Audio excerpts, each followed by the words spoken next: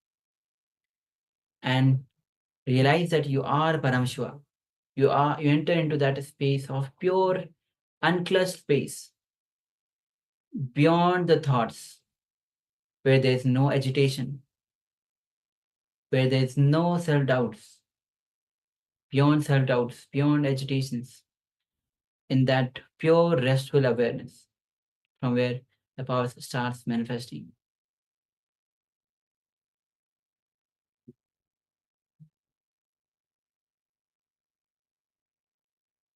And remember, it is your deep connection with Bhagwan that manifests these powers. Yes, so requesting Ma Wei Wen Mei to please share. And also Ma Anupama, Ma, if you're there, please share as well, if you took part in this second round of the power manifestation.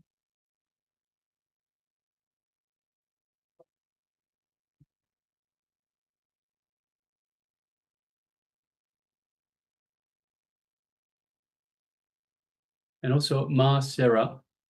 So in terms of your sharing, in terms of time is precious, I don't want to do something that has no effect on me. So Ma, you're putting pressure on yourself, and it's not the right space for the superconscious breakthrough. It's not the right space. See, you're putting pressure on yourself by saying, I want to do the what's most effective. You're keep thinking that there's better ways, quicker ways. So you're looking for the shortcut. See, if I can use an example, a person comes to a martial art master and says, I want to learn martial arts, to master these martial arts really quickly. How long will it take me? And the martial arts master says, it'll take you 10 years. Then the disciple, the person says, what if I train really, really hard and I'll come and do every single day? Then it says, in that case, it will take you 20 years to master. You need to understand, you need to relax, you need to give time for this process to happen. So you cannot put pressure on yourself, creating expectations for, of course, there will be results will be there, but you also have to put in the effort to get these results. But don't put pressure on yourself by limiting, saying, I've only got 21 days, I have to do this within this.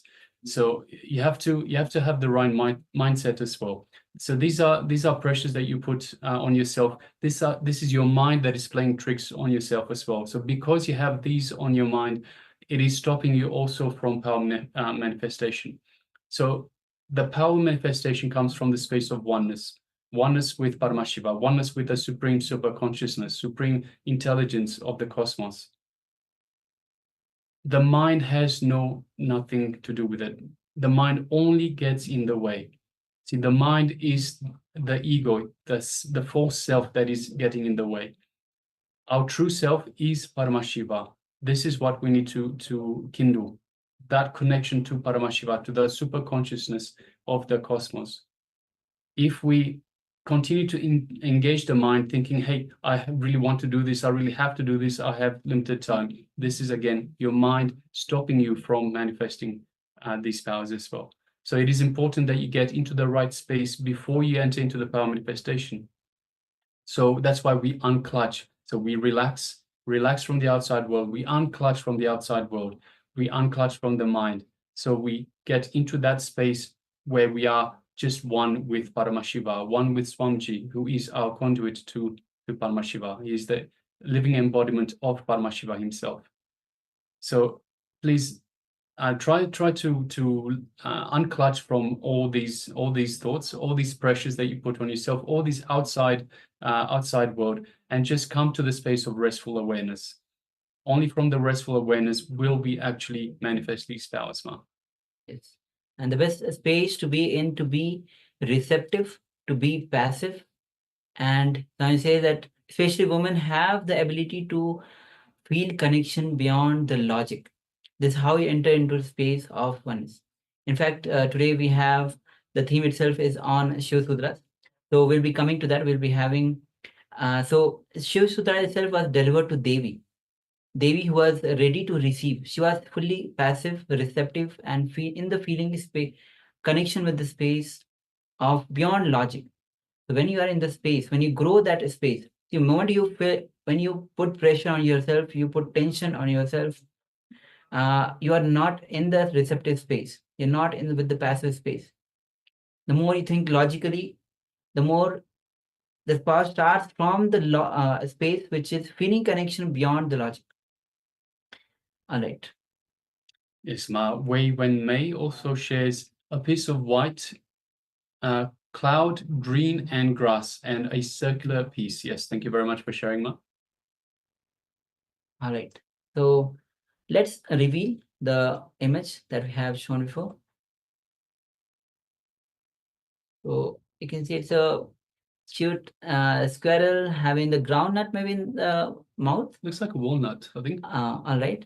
So it's just jumping out of the river or the lake or the water body. And just our background is blurred, but it's kind of a looks like plants and the land which is quite greenish. And we have, all right. So it's just jumping, the squirrel is jumping with his, you can see. All right. So Mahajata Siddhika says, I saw green tree, flowers, yellow, blue, red grass.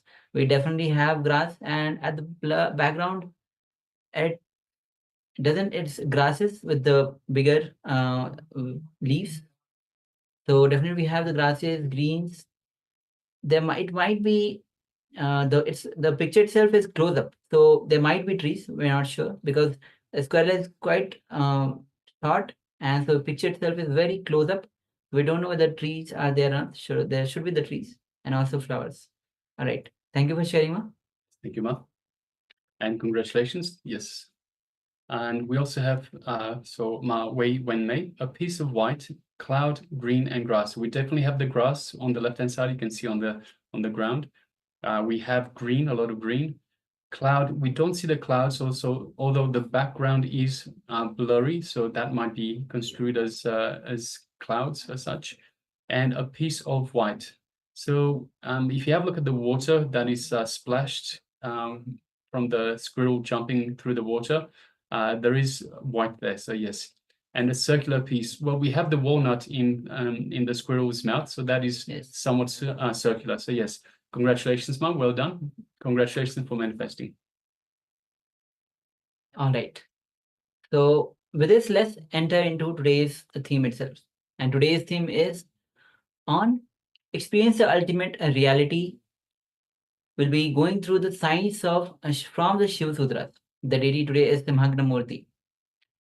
So as we enter, Swami says, we'll be entering into a session on the Shiva Sutras, how the Shiva Sutras, it's an introduction to Shiva Sutras.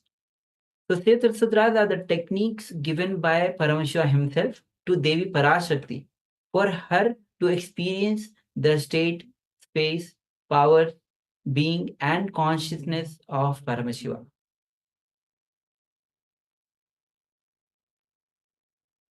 Yes, so let's just have a look in terms of books. See, generally, so just for a bit of a background, generally every book has 4 different parts to it. This is what we call the 4 different parts we will call the Brahmana part, the Kshatriya part, Vaishya part, and the Shudra part. So what exactly does this mean? When the truth is told as it should be told, so it is only the truth. This is the Brahmana part, the knowledge part. When the truth is adjusted a little bit for the sake of creating some sort of greed in the reader's mind, that is the part of the Vaishya. So Vaishya is usually, in terms of caste, it's the business people. So people that are minded on the greed and on the greed aspect. Now, third, if the truth is compromised because of fear of non-acceptance, then it is the Kshatriya part. So Kshatriya part is the warrior part. So it is related to fear in some ways. So if the truth is compromised because of fear that it will not be accepted, that is the Kshatriya part of the book. And also there is also in some books unnecessary parts of the book. So something that fills up the space. It's not really necessary to understand the essence of the book itself, but is there just as a filler. and this is called the Shudra part. So Shudra is the worker class, the worker caste. So these are people that give their time for the benefit of others. Now, we need to understand the sacredness of the Shiva Sutras. Shiva Sutras is the only book which does not have anything except the Brahmana part, which means only the truth. It is not. It does not have Vaishya part, means the one which is driven by greed. It does not have Kshatriya part, which is driven by fear, or does not have any Shudra part, which is the unnecessary part. Oh, it's only pure truth, which is the Brahmana part.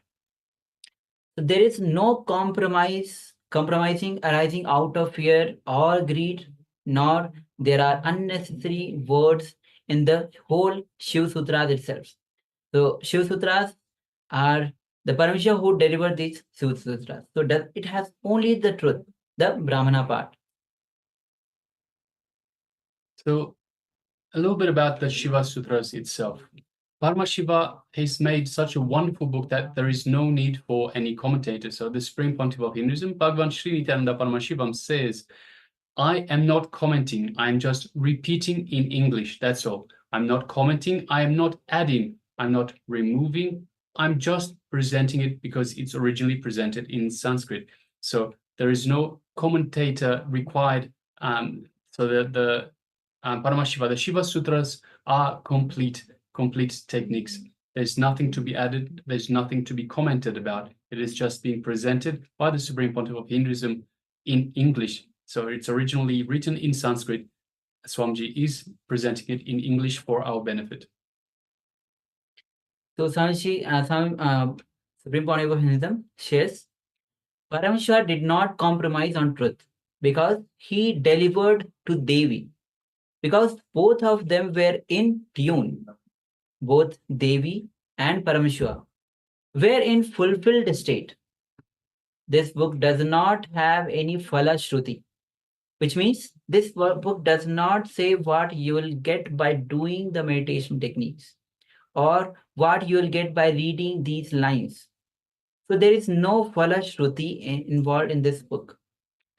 So this is, Swami says this directly. So this Paramashiva has not compromised on truth because it was delivered to Devi and both were in the fulfilled state. And that is why there is no further Shruti in this. It is not driven by fear or greed, or there is no unnecessary part. So let us have a quick look at the essence of Sanatana Hindu Dharma. Sanatana Hindu Dharma, ageless truths, ageless wisdom is Sanatana Hindu Dharma. The Shiva Sutras is the essence of that very wisdom of the Sanatana Hindu Dharma, the essence of that technology. It's a compilation of 112 meditation techniques to experience bliss, to experience peace and joy, which are eternal in every single one of us. So today we will look at some of these sutras. Not only will we see it, but we will receive sacred initiations to experience Paramashiva's beautiful techniques. So the uniqueness of each sutra. So in Sanatana Hindu Dharma, we had at least 10,000 of sampradayas, including the spiritual tradition, keeping the enlightenment science alive. Each Hindu sampradaya is a spiritual ecosystem created for keeping the enlightenment science alive. Some may be Shakta, some may be Yoga, some may be Vedanta, some may be Tantra, some may be Shakta, Vedanta, or some may be Shaiva Tantra, or some may be Yoga Tantra, or even Yoga Saiva, or Vaidika Shaiva. All kinds of permutation and combinations have these are the spiritual traditions to keep the science of enlightenment alive. Now each temples, each mutts, monasteries, even the adinams, and even the sannyas sampradayas is a spiritual ecosystem created to keep the enlightenment science alive for that sampradaya. Each and every meditation technique has the capacity and the Shakti to create a new sampradaya and religion by itself. The Shiva Sutra has caused breakthrough for human consciousness. The Shiva Sutras is a complete completion, and nothing can be added, nothing can be removed. In Shiva Sutras, in these Shiva Sutras, Devi asked, actually, Shiva Sutra itself explains about the evolution of the universe. So this arrived because Devi asked to Shiva, "Oh Shiva, what is your reality? What is the wonder-filled universe? What constitutes seed? Who enters the universal wheel? Who centers the universal wheel? What is the life beyond pervading forms? How may we enter it fully, above space and time, name and descriptions?" So this was a question asked to Shiva by Devi. For those who are new to Paramashiva, the word, so Paramashiva is a primordial divinity in Sanatana Hindu Dharma, the ultimate reality and cause, which is self-effulgent, which means Swayam Prakasha, all-pervading, unchanging, beyond time, beyond space, form, and causality.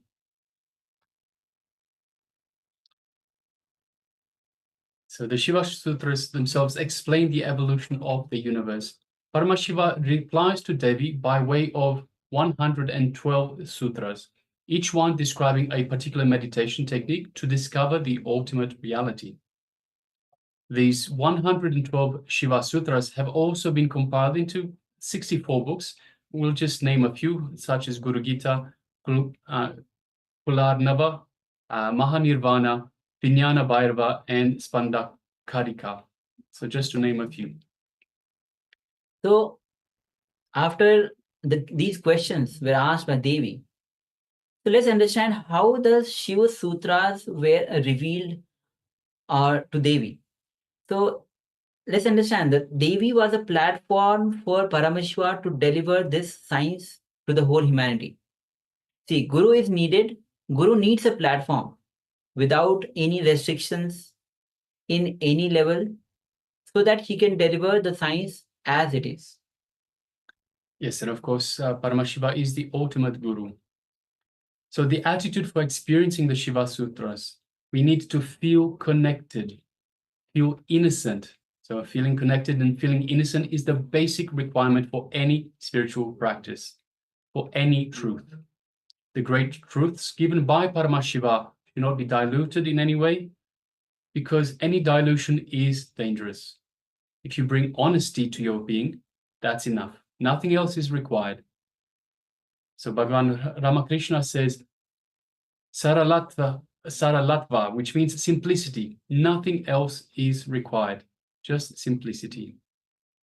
See, if you read some of the Shiva's technique, they are so simple.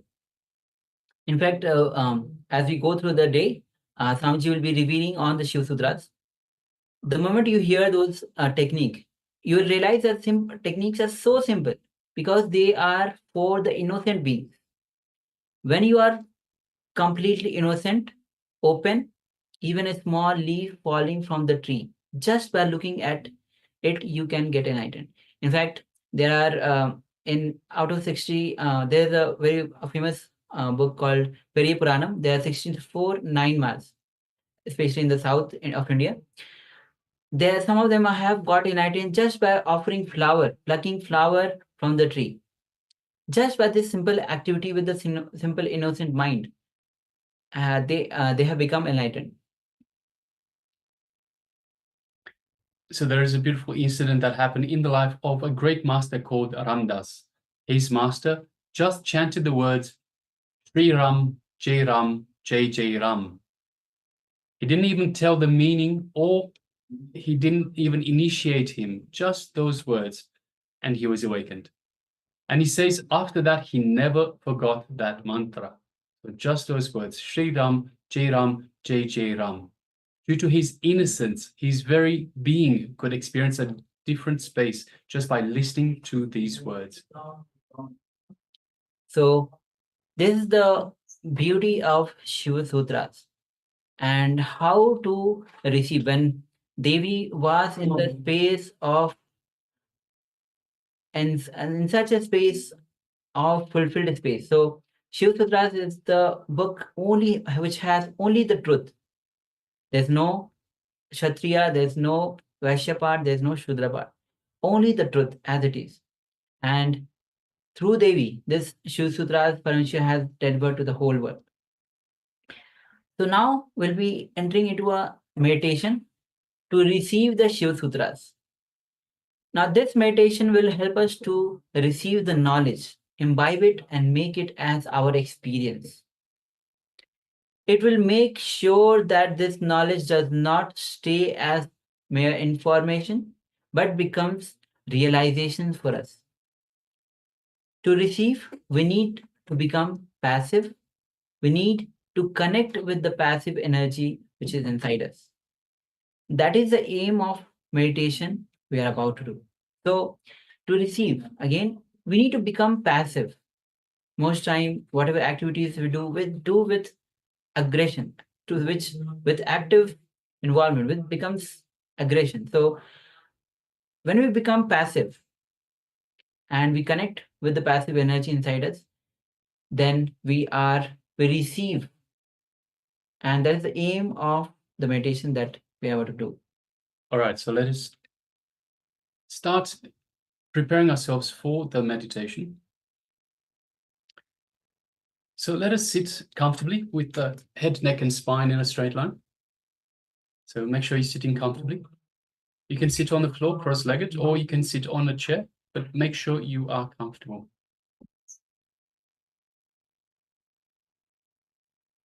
Now, just close your eyes gently and visualize yourself as Devi.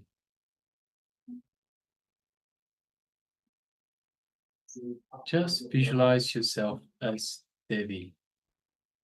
Forget your name, forget your form, forget your identity. Just visualize yourself as Devi. You don't have a name, you don't have a form, you don't have an identity.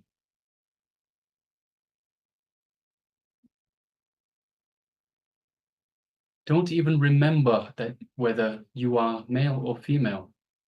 Just visualize that you are Devi. Visualize an experience that you have become Devi.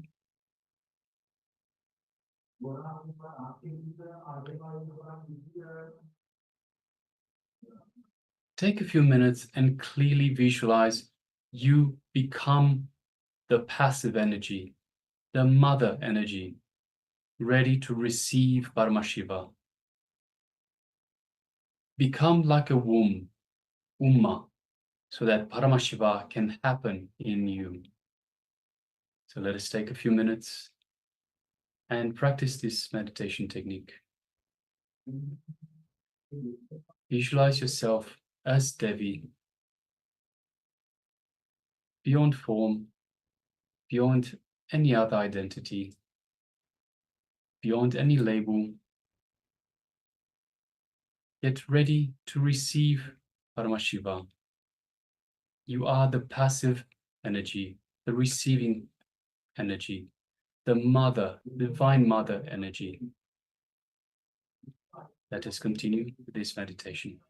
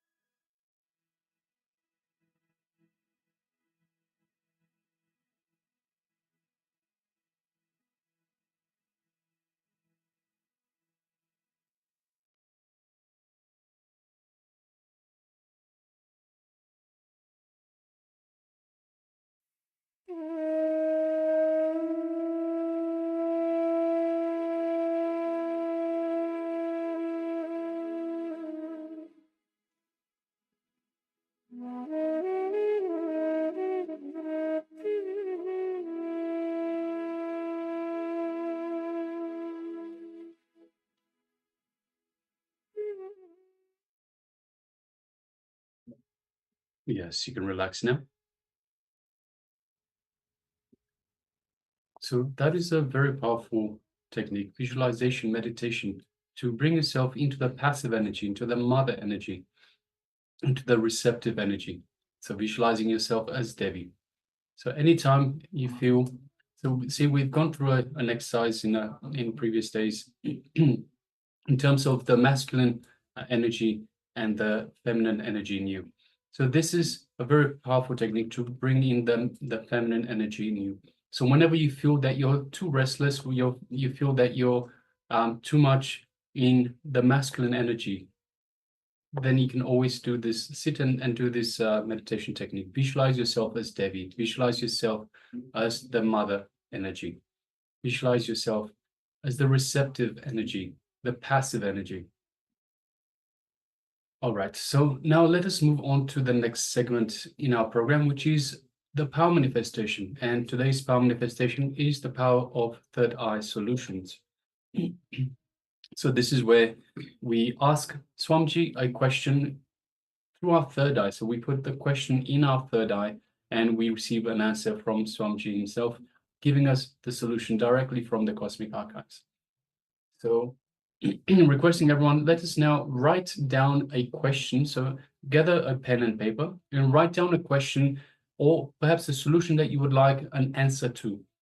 So you might have a question, how to do this, how to do that. Or you might have a solution in mind and you want to know whether it's the right solution or not. So just write it down. So gather a pen and paper and write down a question or a solution that you want an answer for through the power of the third eye. So just take a moment and pen this down. And of course, it is important to pen it down. So don't just have it in your mind, pen it down, because when you pen it down, when you write it down on the piece of paper, you start thinking about it. You start exploring the question. This way you make sure you understand the question yourself. So it's not just a question that you've once heard, or a question that you are just casually thinking about. But when you start writing it down, you start getting involved in the question itself. You start exploring the different aspects related to that question. So this way you imbibe the full aspect of the topic that you want an answer for.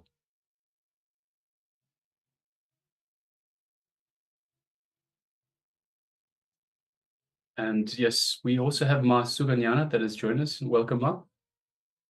Welcome to the PSM Paramashivoham Level 1 program. This is day number 7. Also requesting, Ma, if you could please switch on your camera. So be available in the camera frame. We're just about to start the power manifestation, which today is the power of the third eye solutions. All right, so requesting participants, once you've written down the question or the solution that you want an answer for, just give us a thumbs up. Let us know that you're ready to go.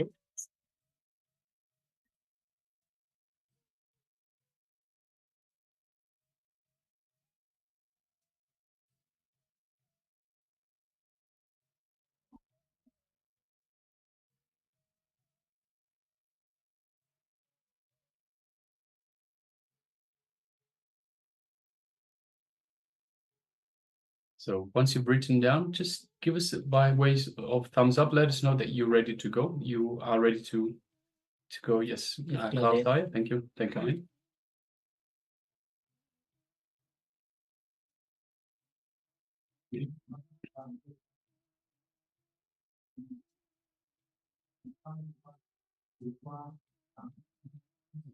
All right, so let us continue. Let us get ready for this power manifestation. Sit comfortably with your head, neck, and spine in a straight line.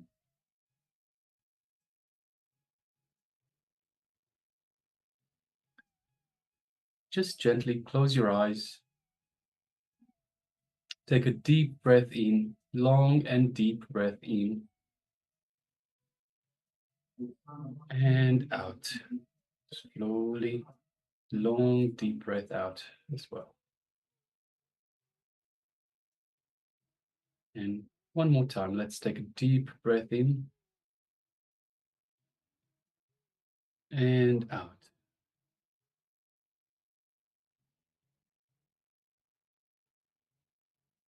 Now, let us unclutch from the outside world. Nothing outside matters. It is only your time right here, right now, with Paramashiva, the Supreme Super Consciousness, and with Swamiji, the Supreme Pontiff of Hinduism, who is the conduit, who is the living embodiment of Paramashiva himself. Unclutch from any thought, any emotion, unclutch from any impossibility. Nothing is impossible. Everything is possible. Unclutch from every worry. Unclutch from time, pressures of the outside world. Unclutch from everything, both inside and out.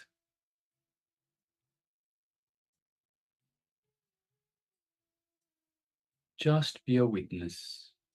That is all.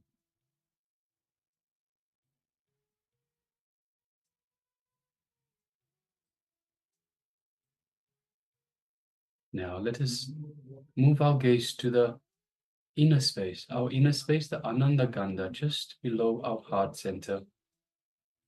Let us visualize Swamiji, the Supreme Pontiff of Hinduism, in our inner space. Feel his love, his compassion, his infinite grace in your inner space. He's there waiting for you, just waiting to be acknowledged.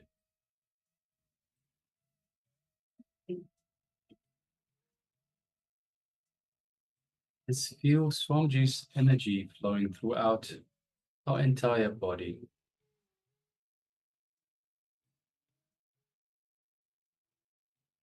The superconscious energy flooding your entire system, reaching out to every one of the trillions of cells in your body.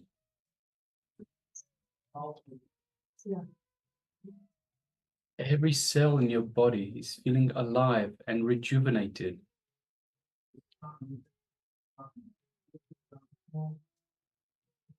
Just take a moment and enjoy this space of oneness with Swamiji, the Supreme Pontiff of Hinduism, the living avatar, incarnation of Paramashiva.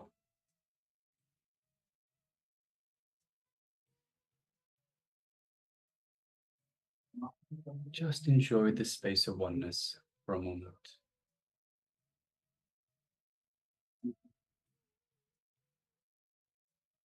Now let us move our gaze gently to the third eye, the Anya chakra, just between our eyebrows, the internal organ.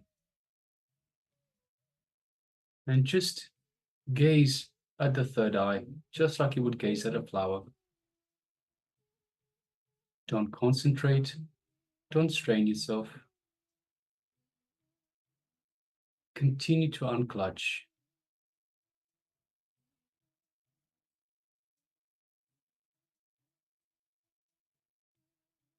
through your third eye, look into Swamiji's third eye. So visualize Swamiji's third eye in your third eye. And as you do so, as you look into Swamiji's third eye, create the connection. Feel this connection.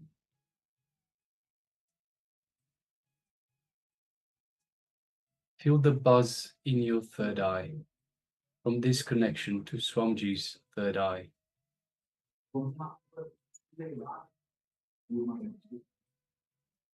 Feel your third eye being awakened and excited,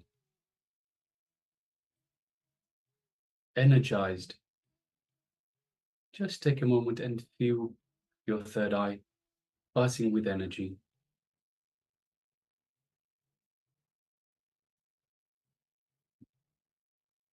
Now, from this space of oneness with Swamiji, with Paramashiva, place your question or your solution in your third eye.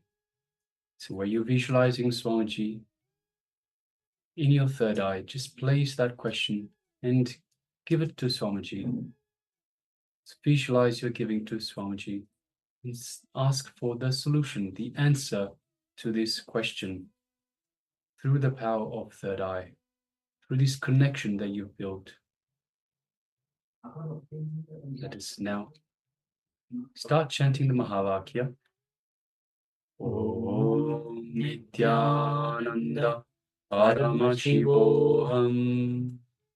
Om Nityananda Paramashivoham. Om Nityananda Paramashivoham. Continue chanting the Mahavakya, and let's manifest this power of third eye solution. Let's continue.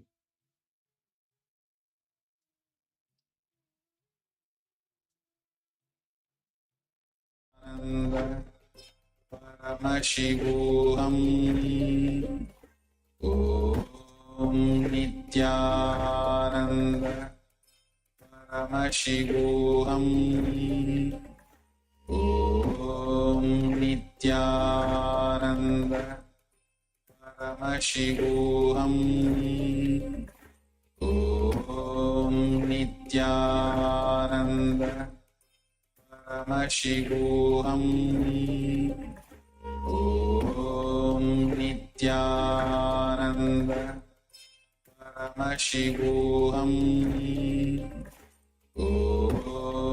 Nityananda Paramashivoham. Om Nityananda Paramashivoham.